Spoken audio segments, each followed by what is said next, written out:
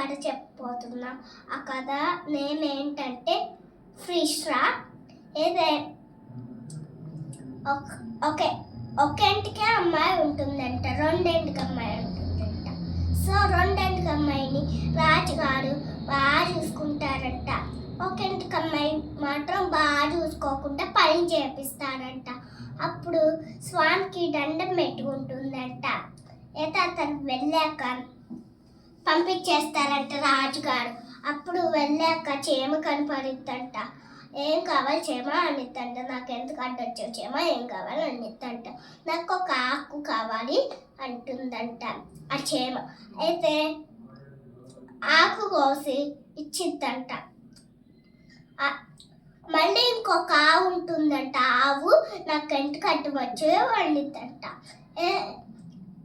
నాకు ఏం కావాలంటే ఒక యాపిల్ పండు కావాలి అంటుందంట. యాపిల్ పండు కోసి ఇచ్చిద్దంట.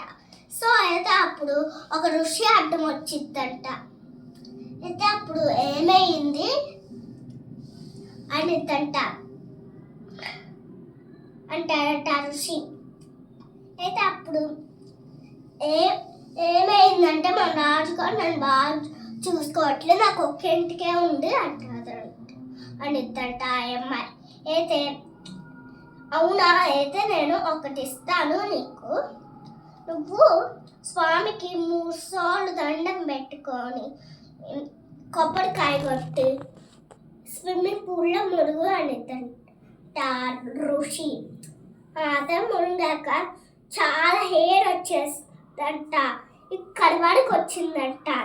అయితే అప్పుడు ఆమె చూసేసరికి ఎవరి అమ్మాయి అని గుర్తుపట్టలేదంటే ఎంతసేపు చూస్తున్నా ఆ అమ్మాయిని బాగా చూసుకుంటున్నారంట. రెండేళ్ళకు అమ్మాయిని పంపించేశాడంట. అయితే అప్పుడు చేమల పొట్ట అంటూ వచ్చిందంట. ఆ చేమల పొట్ట అడి ఇవ్వలేదంట.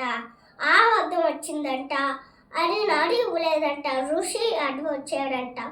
ఎందుకు ఏడుస్తున్నావు అని ఋషి అంటాడంట. అయితే ఆ తర్వాత ఏం జరిగిందంటే చెప్పిందంటే మా రాజుగారు నన్ను చూసుకోవట్లే, నాకు 2 ఏటుకలే ఉన్నాయి అంటాడంట ఋషి అనిదంట ఆ అమ్మాయి. అయితే అప్పుడు కొబ్బరికాయ కొట్టి దండం పెట్టుకొని 3 సార్లు సముద్రంలో మునుగు అంటారంట ఋషి. అయితే అప్పుడు అలా చేస్తుందంట.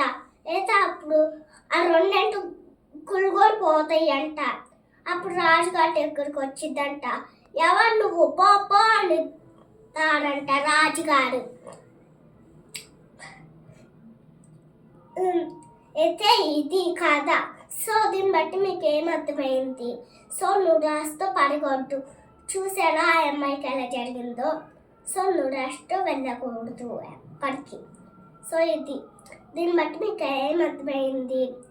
సో లైక్ చేయండి, కామెంట్స్ చేయండి, అన్నీ చేయండి మీకోసం. సో కథలు చెప్తాను నేను, వాటిని చూసి చాలా లైకులు కొట్టండి.